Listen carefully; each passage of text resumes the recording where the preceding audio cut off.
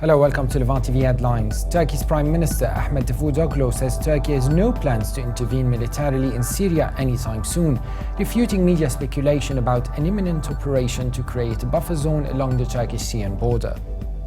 A drone attacked an army base held by Al-Qaeda in the Arabian Peninsula and southeastern Yemen in the early hours of Friday, killing 4 suspected militants. Palestinian Authority forces have arrested over 100 Hamas members in the West Bank who were planning on carrying out attacks in the biggest raid of its kind in years. US media reports claim Saifullah bin Hassin, a top Tunisian jihadist and associate of Al-Qaeda leader Osama bin Laden, was killed by a US airstrike in Libya last month. And the UN mediators and Libya's internationally recognized parliament have presented a tentative peace deal to rival Tripoli leadership, hoping for approval within days. And now let's have a look at the top headlines in today's newspapers in the Middle East. Starting from the Egypt Independent, which leads reporting that Egypt's military killed 35 Islamist militants in North Sinai on Thursday, a day after the deadliest clashes in the region in years. The paper also reports that Acting Prosecutor General Ali Omran has issued a gag order related to the assassination case of former Prosecutor General Hisham Barakat, who was killed in a terrorist attack on Monday morning. From Beirut, the Daily Star leads reporting that the Free Patriotic Movement leader Michel Aoun expressed frustration over the political wrangling in Lebanon, saying the country was being run by a mafia.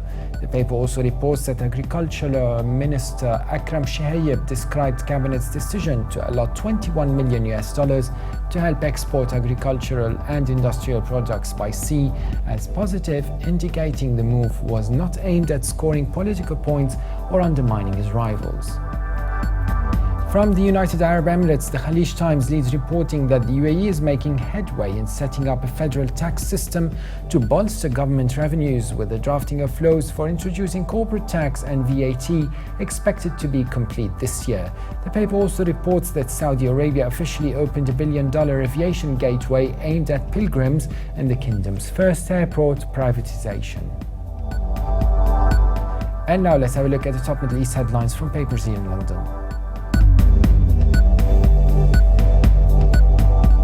The Independent leads reporting that Britain was reluctant to take action to bar Saddam Hussein from expanding his chemical weapons stocks during the Iran-Iraq war, after diplomats warned the UK risked criticism over its own record on control of such arms.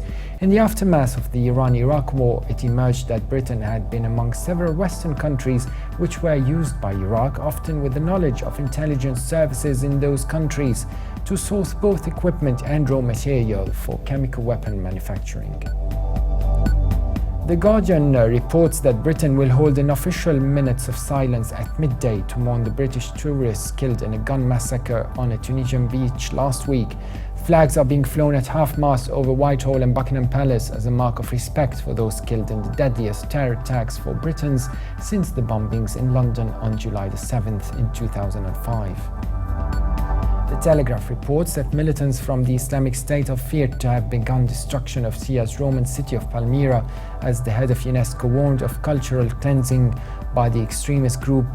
Mamoun Abdelkarim, Syrian Antiquities Minister, said the militants had destroyed a 15-ton statue of a lion known as the Lion of Alat. Now let's have a look at the headlines from international papers.